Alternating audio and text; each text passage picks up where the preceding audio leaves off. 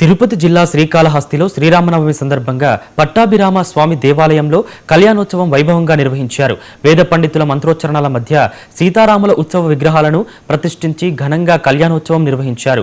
పెళ్లి మండపం వీధిలో ప్రత్యేక వేదిక ఏర్పాటు చేసి భక్తులకు దర్శన సౌకర్యం కల్పించారు. శ్రీరాముడు ధర్మస్వరూపుడని లోక కళ్యాణార్థమే ఈ ఉత్సవం నిర్వహిస్తున్నామని పండితులు తెలిపారు. ఈ వేడుకల్లో ఈవో వెంకటేష్, వేద పండితులు పాల్గొన్నారు.